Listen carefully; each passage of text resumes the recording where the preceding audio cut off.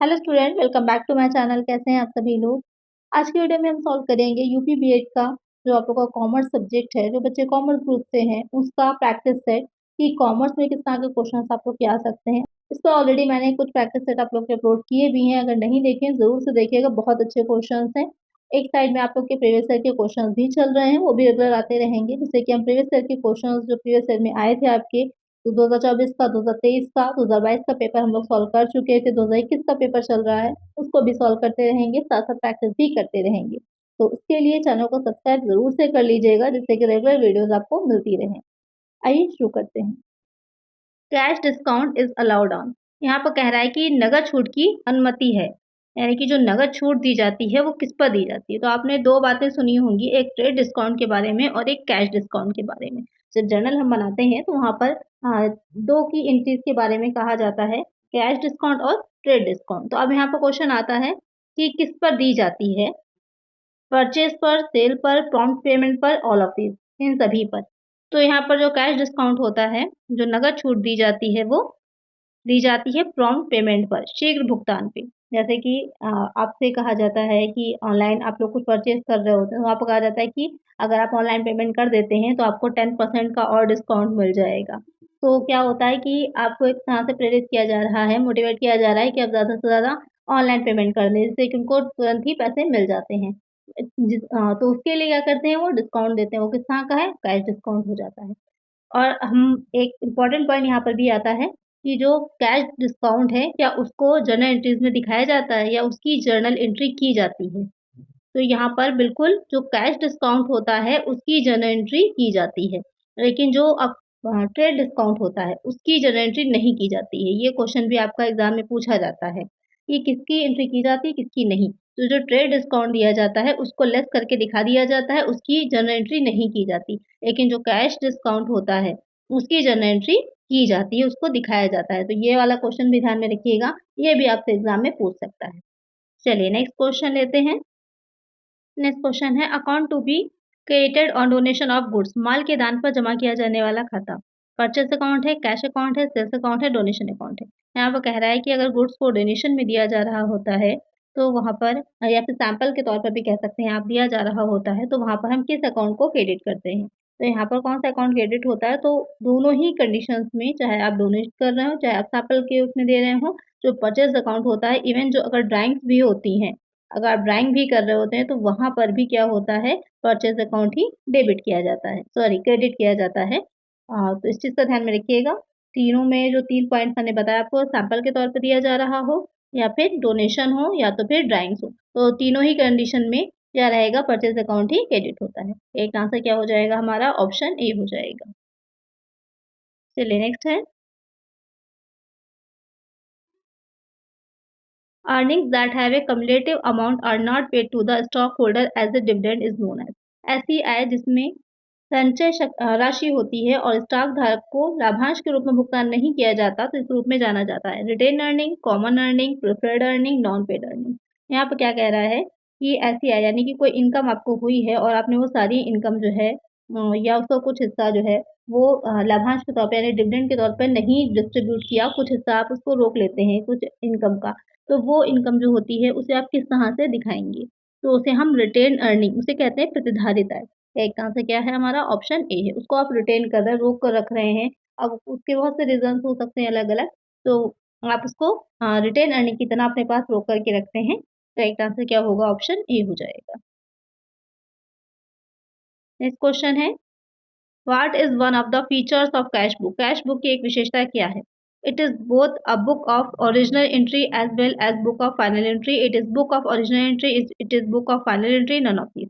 Question क्या कह रहा है कि कैश बुक की एक विशेषता क्या है, या मूल प्रविष्टि की पुस्तक और अंतिम प्रविष्टि की पुस्तक दोनों है, या मूल प्रविष्टि की पुस्तक है या अंतिम प्रविष्टि की पुस्तक है, इनमें से कोई नहीं। तो यहाँ पर जो क्वेश्चन कह रहा है कि कैश बुक की क्या विशेषता होती है, कैश बुक जो होगी, ये आपकी बुक ऑफ ओरिजिनल एंट्री भी होती है, क्योंकि जब हम जर्नल बनाते हैं तो जर्नल के बाद जो बनती है वो कैश बुक बनती है। ज़रूरी नहीं होता है कि आप कैश अकाउंट रखें लेजर में, अगर आप कैश बुक बनाते हैं तो आपको कैश अकाउंट बनाने की नीड नहीं होती है। तो यहाँ पर जर्नल के बाद जो सब्सिडरी बुक्स आती हैं और साथ में आती है कैश बुक। तो कैश बुक भी क्या होती है, ओरिजिनल एंट्री होती है, आप डायरेक्ट इसमें प्रविष्टि कर सकते हैं, जो भी चीज़ें आपने कैश में पेमेंट किया हो या आपको रिसीव हुआ हो। तो और ये as well as book of final entry भी कहलाती है, क्योंकि एक क्वेश्चन और आता है, कैश बुक लेजर है या फिर जर्नल है, ये भी एक क्वेश्चन पूछा जाता है। तो यहाँ पर आंसर यही आता है कि दोनों का ही काम करती है। एज़ अ जर्नल भी काम करती है, एज़ अ लेजर भी काम करती है। तो ओरिजिनल एंट्री की बुक हो गई जर्नल हमारी और फाइनल एंट्री की बुक हो गई लेजर हमारी। तो दोनों को मिला दीजिए तो आपकी कैश बुक बन रही है। करेक्ट आंसर क्या हो जाएगा? ऑप्शन ए हो जाएगा। तो जब भी ये क्वेश्चन आएगा कि जर्नल है या लेजर है तो बोथ का भी एक ऑप्शन आएगा, तो वही आंसर आपका होगा। चलिए नेक्स्ट है double column cash book records. जो डबल कॉलम की कैश बुक होती है वो क्या रिकॉर्ड करती है? All transaction, cash and bank transaction, only cash transaction, only credit transaction. तो क्रेडिट वाला तो भारी हो गया, क्योंकि कोई भी उधार लेन-देन को शामिल किया ही नहीं जाता कैश बुक में। सारे ट्रांजैक्शंस आते ही नहीं हैं, सभी लेन-देन नहीं आएँगे, सिर्फ़ कैश वाले ही आएँगे। 2 पॉइंट्स आपके बाहर हो जाते हैं। ओनली कैश, तो यहाँ पर जो डबल कॉलम की है उसमें कैश और बैंक इन दोनों का ही कॉलम होता है, तो यहाँ पर करेक्ट आंसर हमारा ऑप्शन बी हो जाएगा। और जो बैंक रिकन्सिलिएशन स्टेटमेंट आप बनाते हैं, बीआरएस बनाते हैं, तो बीआरएस बनाने में एक साइड तो पासबुक हो जाती है और दूसरी साइड जो होती है वो कौन-सी हो जाएगी? वो आपकी डबल कॉलम वाली कैश बुक की बैंक कॉलम हो जाता है। यानी उसका बैंक कॉलम जो है इसी से हम क्या करते हैं, मैच करते हैं दोनों को। तो करेक्ट आंसर क्या है हमारा? ऑप्शन बी है। और एक 3 कॉलम की भी बनती है जिसमें क्या साथ में ऐड होता है? कैश होगा, बैंक होगा और साथ में एक कॉलम डिस्काउंट का भी हो जाता है। तो 3 कॉलम की बनती है। चलिए नेक्स्ट क्वेश्चन है which one of the following is a real account? निम्नलिखित में से कौन-सा एक वास्तविक खाता है? सैलरी अकाउंट है, मिस्टर राम्स अकाउंट है, बिल्डिंग अकाउंट है, इंटरेस्ट एक्सपेंस अकाउंट है। अब यहाँ पे क्वेश्चन जो कह रहा था कि रियल अकाउंट कौन-सा है इसमें से? तो इसमें रियल कौन-सा? जो एसेट का अकाउंट होता है, सैलरी नॉमिनल में जाएगा, राम का अकाउंट क्या है? पर्सनल अकाउंट है और इंटरेस्ट एक्सपेंस अकाउंट भी क्या हो जाएगा आपका? जो इंटरेस्ट एक्सपेंस अकाउंट है, ये भी किसमें जाएगा? नॉमिनल में जाएगा। तो बिल्डिंग जो रह जाती है, यही हो जाएगी हमारा रियल अकाउंट। अब जैसे कि ये बहुत ही ईज़ी लेवल का क्वेश्चन है, ऐसा क्वेश्चन आपको ज़रूर देखने को मिलेगा एग्ज़ाम में। अकाउंट कौन-सा क्या है? एक क्वेश्चन ज़रूर पूछा जाता है और बहुत ही ईज़ी लेवल का क्वेश्चन होता है। तो यहाँ आपका करेक्ट आंसर ऑप्शन सी है। नेक्स्ट है which of the following is the first book to record a transaction? निम्नलिखित में से कौन सी लेन-देन रिकॉर्ड करने वाली पहली पुस्तक है? Trial balance, journal, balance sheet, none of these. तो ये भी बहुत ईज़ी सा क्वेश्चन है। कौन सी होती है? जर्नल होती है। जो सबसे पहले मूल पुस्तक भी कही कही जाती है, ओरिजिनल एंट्री की बुक भी कही जाती है, जर्नल हो जाती है। चलिए नेक्स्ट है और इसको जर्नल को एक चीज़ और ध्यान में रखिएगा, जो जर्नल होता है किससे बना होता है ये भी क्वेश्चन आता है, तो जोड़ से बना होता है और उसकी मीनिंग क्या हो जाती है? इसको डे बुक भी कहाँ से कहा जाता है? ये आपकी डेली की जिसमें हम जो है ट्रांज़ैक्शंस को नोट करते हैं, तो उसको हम डे बुक भी कहते हैं। नेक्स्ट है यहाँ पर maintenance of personal accounts and cash account is called as. व्यक्तिगत खातों और नकद खातों के रख-रखाव को कहा जाता है। Pure single entry system, simple single entry, quasi single entry system, none of the above. तो ये आपकी सिंपल सिंगल एंट्री सिस्टम कहलाता है। जब बात सिर्फ़ आपके पर्सनल अकाउंट और कैश अकाउंट की जा रही हो, तो वहाँ पर सिंपल सिंगल एंट्री सिस्टम हो जाएगा। Correct answer option B. Next question है legal fees paid to acquire a piece of land is. भूमि के टुकड़े को प्राप्त करने के लिए भुगतान की गई कानूनी फीस क्या है? अब यहाँ पर आपसे ये नहीं पूछ रहा है कि भूमि को टुकड़े पर जो आपने पेमेंट किया है, यानी कि कोई लैंड आपने परचेज़ करी उसमें जो पेमेंट किया है उसकी फीस, वो नहीं पूछ रहा है। ये कह रहा है कि उसमें जो आपने लीगल फीस दी है, वो लीगल फीस क्या है? Debited to land account, debited to depreciation account, debited to profit and loss account, debited to miscellaneous expenses account. ऐसे तो फीस की अगर हम बात कर रहे हैं, आप फीस कोई दे रहे हैं तो आपका रेवेन्यू एक्सपेंडिचर में जाना चाहिए। लेकिन यहाँ पर जो लैंड है जिसके लिए आपने उसको दिया है उस फीस को, वो क्या है आपकी कैपिटल एसेट है। तो यहाँ पर जो आपने फीस दी है वो किसमें जानी चाहिए? जिस तरह मशीनरी में इंस्टॉलेशन चार्जेस जो होते हैं वो मशीनरी अकाउंट में ही डेबिट किए जाते हैं। सेम वैसे ही यहाँ पर भी जो फीस लीगल फी दी गई है वो डेबिटेड टू लैंड अकाउंट। जो भूमि का खाता है वहीं पर हम उसको दिखाएँगे। क्योंकि ये बार-बार होने वाली नहीं है, आपने एक बार एक्वायर करी, आपने परचेज़ करी, तो आपने उस फीस को दिया है, वो बार-बार नेचर की नहीं कि बार-बार आपको उस फीस को देना है। तो करेक्ट आंसर हमारा ऑप्शन ए। तो ये जो रेवेन्यू और एक्सपेंडिचर हैं और जो कैपिटल एक्सपेंडिचर या इनकम होती है, उनको बहुत अच्छे से पढ़िएगा, उनके 1 क्वेश्चन 2 क्वेश्चन ज़रूर आएँगे। नेक्स्ट क्वेश्चन है total debtor account is prepared to know. कुल देनदार खाता यह जानने के लिए तैयार किया जाता है। Credit purchase, cash sale, credit sale, none of the above. यहाँ पर क्या कह रहा है, जो टोटल डेटर अकाउंट बनता है, प्रिपेयर करते हैं, वो क्या जानने के लिए करते हैं? तो डेटर अकाउंट की जब भी बात आएगी, डेटर अकाउंट आपने सेल करी है, आपने कोई अगर सेल करी और वो सेल आपने कैश सेल करी, या तो कैश में करेंगे, या तो आप किस में करेंगे? क्रेडिट में करेंगे। तो अगर आप कैश में सेल करते हैं, तो उसे हम कहाँ दिखाएँगे? उसे हम कैश बुक में दिखाएँगे। और ये किसी भी तरह की पेमेंट जो कैश में रिसीव हो रही है या आप कर रहे हैं या इनकम रिसीव हो रही है आप कर रहे हैं, तो किसमें होती है? वो कैश बुक में दिखाते हैं। और जो क्रेडिट पे हम कर रहे हैं, उसे हम कहाँ दिखाएँगे? और जो क्रेडिट पे कर रहे हैं, वो क्या है? जब क्रेडिट पे हम करते हैं तो हमारे डेटर्स बन जाते हैं। तो डेटर जो बन जाएँगे तो उसको हम कहाँ दिखाएँगे? वो आपकी एक क्रेडिट की तरह हो जाएगी। तो डेटर जो हैं, वो किस अकाउंट में जाना चाहिए? अब आपको इतना तो क्लियर हो गया होगा, यहाँ तक समझ में आ गया होगा, तो जल्दी से इसका आंसर मुझे कमेंट कर दीजिए। अगर कॉन्सेप्ट आपका क्लियर है, कैश सेल या क्रेडिट सेल को लेकर के, तो आप बहुत ईज़िली इस क्वेश्चन का आंसर आप लोग कर पाएँगे। तो जल्दी से इसका आंसर मुझे कमेंट करके बताइए कि जो टोटल डेटर अकाउंट है वो क्या जानने के लिए प्रिपेयर करा जा रहा है? Which of the following best describes a one person company? निम्नलिखित में से कौन सा एक व्यक्ति कंपनी का सबसे अच्छा वर्णन करता है? A partnership firm with only one partner, a sole proprietorship with limited liability, a private company with a single share holder, a government company with one director. अब यहाँ पर आजकल ओपीसी ये जो वन पर्सन कंपनी है, इससे भी question काफी पूछे जा रहे हैं। तो एक अकेला वैसे तो होता है तो आप उसको सोल प्रोप्राइटरशिप कहते हैं, एकल जो उसका बिजनेस है, अगर वो एक अकेला व्यक्ति चला रहा है।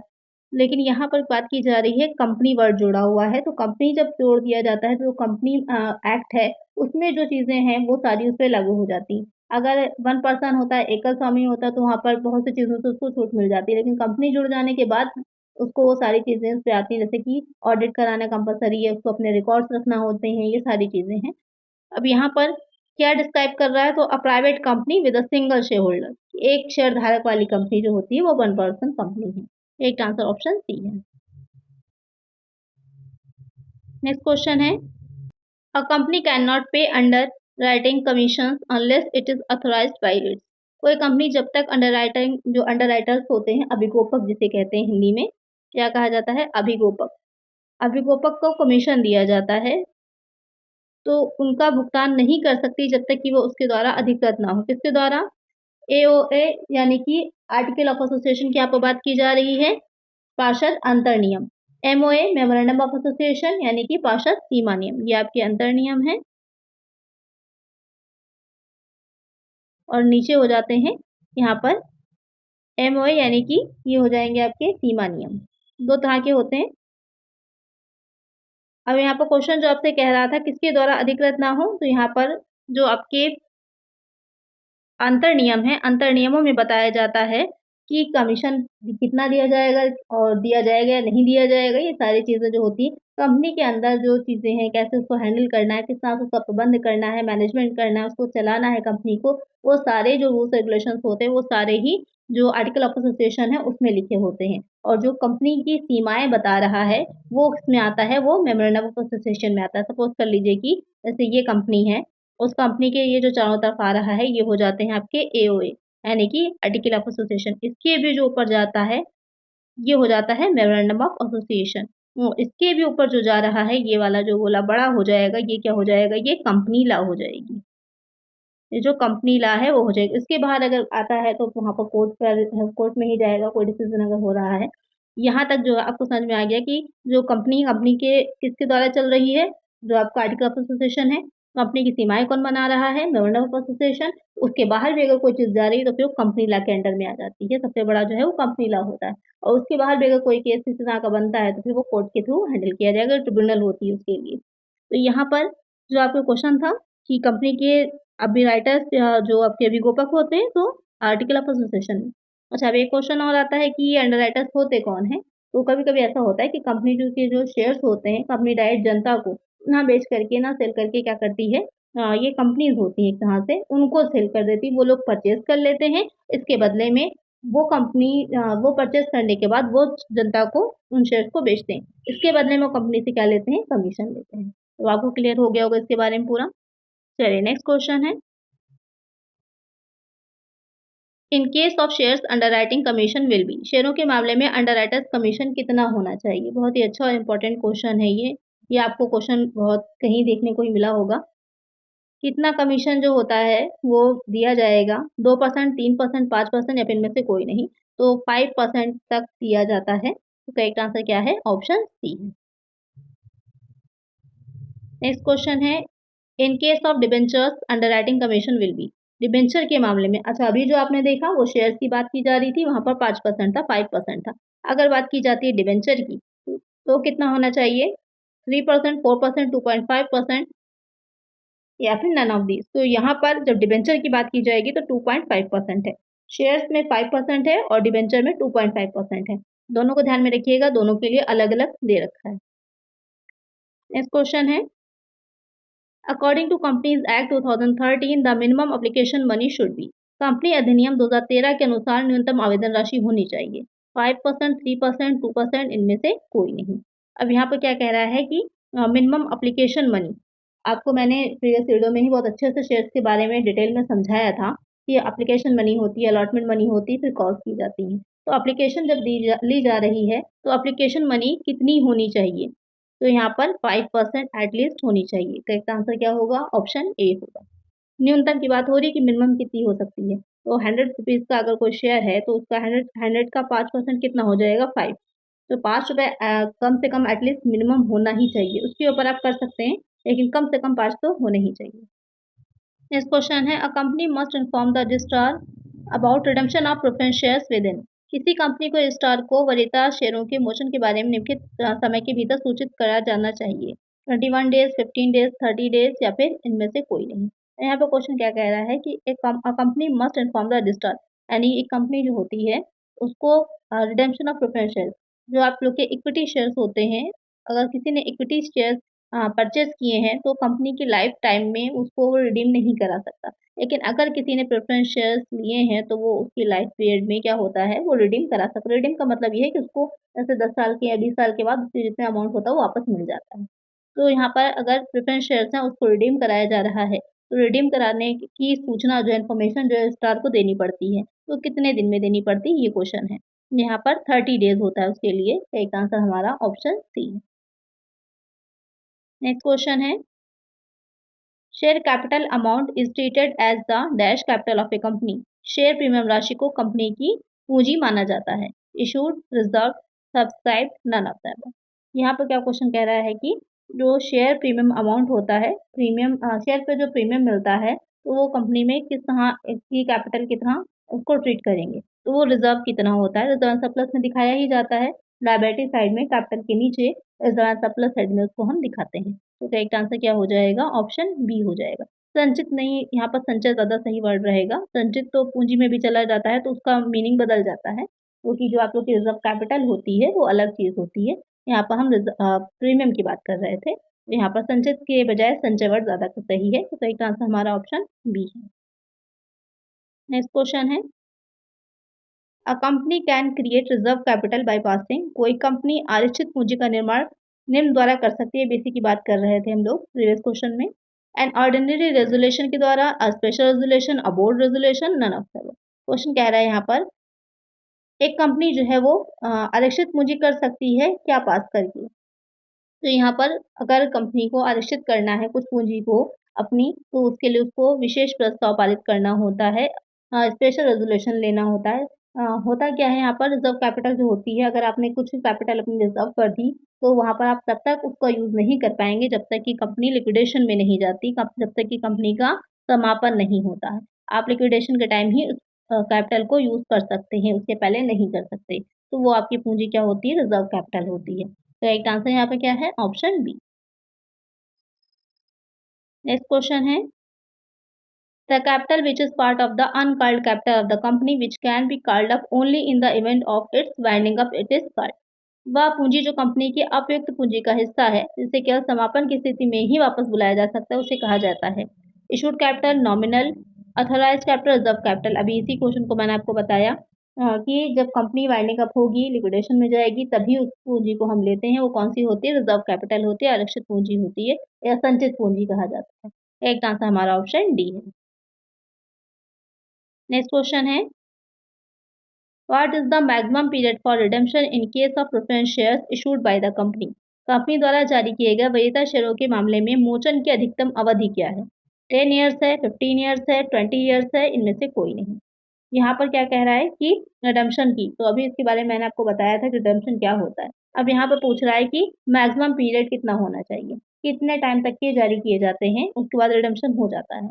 यहाँ पर क्या करेक्ट है 20 ईयर्स, 20 वर्ष तक के। पहले तो इररिडीमेबल शेयर्स भी होते थे लेकिन अब नहीं होते, अब उसको समाप्त कर दिया गया है। ज़्यादातर प्रेफ़रेंस शेयर्स जो होते हैं वो आपके रिडीमेबल होते हैं, डिबेंचर भी रिडीमेबल होते हैं। इक्विटी शेयर्स जो होते हैं वो रिडीमेबल नहीं होते हैं, इस चीज़ को ध्यान में रखिएगा। करेक्ट आंसर हमारा ऑप्शन सी है। आप सेल कर सकते हैं, आप हस्तांतरित कर सकते हैं, ट्रांसफ़र कर सकते हैं शेयर्स को, लेकिन रिडीमेबल नहीं होते। नेक्स्ट क्वेश्चन है capital redemption reserve must be used for issue of. पूंजी मोचन रिजर्व का उपयोग जारी करने के लिए किया जाना चाहिए। Fully paid bonus shares, fully paid equity shares, preference shares, none of the above. यहाँ पे क्या कह रहा है कि जो कैपिटल रिडम्पशन रिजर्व होता है, यानी कि आप कैपिटल को रिडम्पशन कर रहे हैं तो उसके लिए एक रिजर्व भी आप बनाते हैं कि कंपनी लॉ से भी आपके क्वेश्चन आएंगे और प्रीवियस में अच्छे खासे क्वेश्चन देखने को मिले थे, इसलिए मैंने इस तरह के क्वेश्चन इंक्लूड किए हैं कि शेयर्स तो आपने पढ़ लिया, वो भी कंपनी लॉ का हिस्सा है, लेकिन ये इस तरह के क्वेश्चंस भी आपके पूछे जाएँगे, तो आपकी सारी तैयारी अच्छे से हो जाए।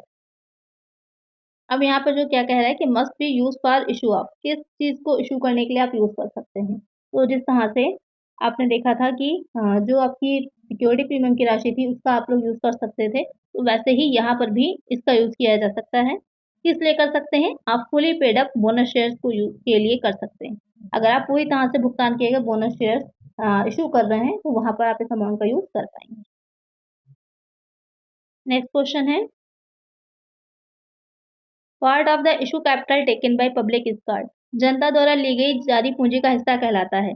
यानी कि जो पूंजी है इशू की है आपने, वो इशू की गई पूंजी को जितना लोगों ने ले लिया, जनता ने ले लिया, जैसे कि सपोज कर लिए आपने अगर 50,000 की पूंजी जो थी वो इशू कैपिटल के लिए रखी कि आप इशू करेंगे, इसमें से 25,000 जो है वो जनता ने ले लिया है, तो ये 25,000 क्या है, ये सब्सक्राइब कैपिटल कहलाती है, प्रार्थित पूंजी। और बाकी के जो रिमेनिंग 25,000 है वो क्या हो जाएगी, अनसब्सक्राइब कहलाएगी। यानी कि अप्रार्थित पूंजी कहलाती है। तो एक आंसर क्या है, ऑप्शन ए है। नेक्स्ट क्वेश्चन है part of authorised capital which is offered by the company for subscription. अधिकृत पूंजी का वह हिस्सा जो कंपनी द्वारा सब्सक्रिप्शन के लिए पेश किया जाता है। सब्सक्राइब्ड है, इशू है, अनकॉल्ड है, कॉल्ड अप है। यानी कि आप वो हिस्सा जो कि आप क्या कर रहे हैं, लोगों को या जनता को क्या कर रहे हैं, दे रहे हैं, ऑफ़र कर रहे हैं कि वो उनको ले सकती है। तो अभी यही चीज़ आपने दूसरी तरह से पढ़ी थी, यहाँ पर दूसरी तरह से क्वेश्चन सेम वैसा ही है। वो क्या कहलाती है, आपकी इशूड कैपिटल कहलाती है। करेक्ट आंसर क्या है, ऑप्शन बी। नेक्स्ट क्वेश्चन है what are the objectives of verification of liabilities. देनदारियों के सत्यापन के उद्देश्य क्या हैं? To ensure the existence of a liability, देनदारी के अस्तित्व को सुनिश्चित करना। टू इंश्योर द ओनरशिप, स्वामित्व को सुनिश्चित करना। टू इंश्योर प्रॉपर वैल्यूएशन, उचित मूल्यांकन सुनिश्चित करना। टू इंश्योर द ऑब्लिगेशन, दायित्व को सुनिश्चित करना। यहाँ पर क्वेश्चन क्या कह रहा है कि जो लायबिलिटीज होती हैं उनके वेरिफिकेशन के ऑब्जेक्टिव क्या होते हैं। तो सबसे पहला तो यही हो जाएगा ये देखना कि जो आप दायित्व दिखा रहे हैं वो एक्चुअल में एग्ज़िस्ट करते हैं या नहीं करते, तो ये हो जाएगा। दूसरा जो कह रहा है कि ओनरशिप, स्वामित्व को सुनिश्चित करना, तो यहाँ पर एसेट की बात नहीं की जा रही, डेटर्स की बात की जा रही है, जो आपकी सॉरी लायबिलिटीज़ की बात की जा रही है, जो आपकी क्या-क्या लायबिलिटीज़ हैं, तो यहाँ पर स्वामित्व नहीं देखा जाएगा। तो थर्ड वाला जो है कि उचित मूल्यांकन सुनिश्चित करना, तो ये भी करेक्ट है कि जितनी वैल्यू की आप दिखा रहे हैं लायबिलिटीज़ उतनी हैं या नहीं है। और जो फोर्थ वाला है दायित्व को सुनिश्चित करना, ये भी करेक्ट है। तो यहाँ पर सिर्फ आपका इंश्योर द ओनरशिप ये नहीं होगा, बाकी तीनों करेक्ट हैं। तो करेक्ट आंसर कौन-सा होना चाहिए? फर्स्ट, थर्ड और फोर्थ वाला, तो ये डी ऑप्शन पे दे रखा है। करेक्ट आंसर हमारा ऑप्शन डी हो जाएगा। नेक्स्ट क्वेश्चन है इन्वेस्टिगेशन बिगिंस व्हेन। जांच तब शुरू होती है जब book keeping and, book keeping समाप्त होगी, accounting accountancy and, auditing and, या फिर इनमें से कोई नहीं। तो इन्वेस्टिगेशन क्या है? इन्वेस्टिगेशन यहाँ पर जांच या फिर अनुसंधान भी कह सकते हैं आप, जो नॉर्मल भाषा में बोला जाता है। तो इन्वेस्टिगेशन कब शुरू होता है? जब ऑडिटिंग समाप्त हो जाती है। जब ऑडिटिंग का काम समाप्त होता है तब इन्वेस्टिगेशन शुरू होता है। अब इसको पूरा ध्यान में रखिएगा। सबसे पहले आता है बुक कीपिंग।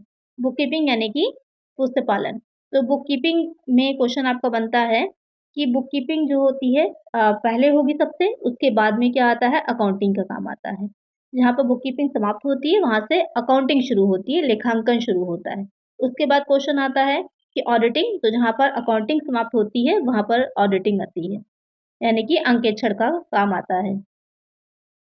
उसके बाद आ जाता है कि इन्वेस्टिगेशन, तो जहाँ पर ऑडिटिंग समाप्त होती है उसके बाद आ जाता है इन्वेस्टिगेशन। तो इसको पूरा याद रखिएगा, इसमें क्वेश्चन कई तरह से बन जाएगा आपका और ये पूछा भी जाता है बहुत बार कि अकाउंटिंग का काम कब शुरू होता है? जब बुककीपिंग समाप्त हो जाती है। ऑडिटिंग का काम कब शुरू होगा? जब अकाउंटिंग समाप्त हो जाएगी। इन्वेस्टिगेशन कब होगा? जब ऑडिटिंग समाप्त हो जाएगी। तो ये पूरा एक समझिए साइकिल चलता है। इसको ज़रूर से ध्यान में रखिएगा। करेक्ट आंसर हमारा ऑप्शन सी होगा। नेक्स्ट क्वेश्चन है, auditor of which company doesn't have right to visit foreign branches of the company? किस कंपनी के लेखा परीक्षक को कंपनी की विदेशी शाखाओं का दौरा करने का अधिकार नहीं होता? Unlimited liability, manufacturing, banking, non profit making. अब यहाँ पर क्वेश्चन कह रहा है कि कौन टाइप की कंपनी होती है जिसकी फॉरेन ब्रांचेस हैं अगर उस कंपनी की, तो ऑडिटर को राइट नहीं होता कि उन ब्रांचेस में जाकर के वो इन्वेस्टिगेट करे या देखे। तो वो कौन-सी हो जाती है? तो मैन्युफैक्चरिंग जो होती है, यहाँ पर विनिर्माण का काम किया जा रहा है, तो वहाँ पर नहीं जाता है ऑडिटर, क्योंकि उसमें ये रहता है कि बनाने का काम हो रहा है, उसका काम क्या होता है? अकाउंट्स को देखना, रिकॉर्ड्स को देखना, तो जो कि रिकॉर्ड्स कहाँ होते हैं? हेड ऑफिस में होते हैं, तो वहीं पर ही वो अपना काम पूरा करता है। तो करेक्ट आंसर क्या हो जाएगा? ऑप्शन बी होगा। चलिए नेक्स्ट क्वेश्चन है,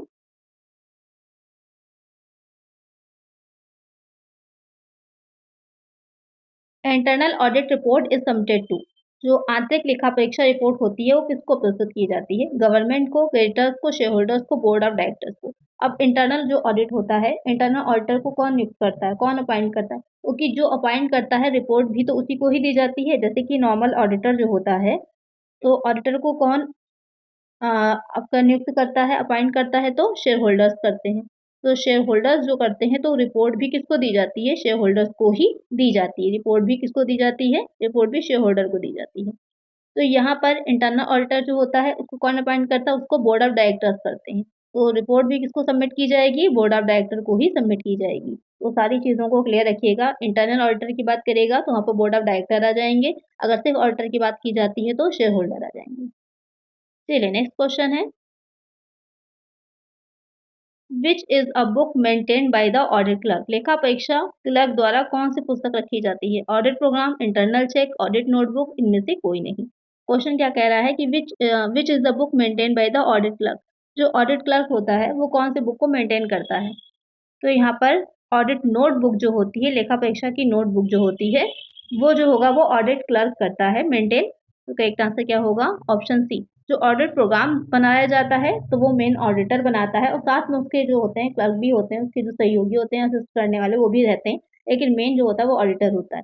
लेकिन जो ऑडिट क्लर्क होता है वो नोटबुक प्रिपेयर करता है जिसमें कि सारी चीज़ें लिखता है कि क्या-क्या चीज़ें हुई हैं। करेक्ट आंसर ऑप्शन सी है। नेक्स्ट क्वेश्चन है, statutory cost audit are applicable only to, सामूहिक लागत लेखा परीक्षा केवल निम्न पर लागू होती है, फर्म पर, कंपनी पर, इंडिविजुअल पर, सोसाइटी पर। तो यहाँ पर कि आपको कॉस्ट ऑडिट जो होता है वो सभी कंपनियां नहीं कराती हैं।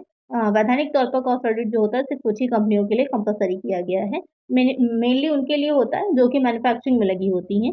यहाँ पर जो कंपनी होती है, क्योंकि यहाँ पर आपको मैन्युफैक्चरिंग अलग से नहीं दे रखा, तो कंपनी की सिर्फ बात की जा रही है, तो कंपनी ही हमारा आंसर होगा। तो कंपनी के लिए क्या होता है कि स्टैट्यूटरी कॉस्ट ऑडिट कराना कंपल्सरी होता है, एप्लीकेबल होता है। करेक्ट आंसर ऑप्शन बी है। आज की वीडियो में इतना ही। आई होप आपको वीडियो अच्छी लगी होगी, क्वेश्चंस अच्छे लगे होंगे। अगर वीडियो अच्छी लगी तो लाइक ज़रूर से कर दीजिएगा और इसी तरह के वीडियोज़ के लिए चैनल को सब्सक्राइब कर लीजिएगा। मिलते हैं नेक्स्ट वीडियो में। Thank you.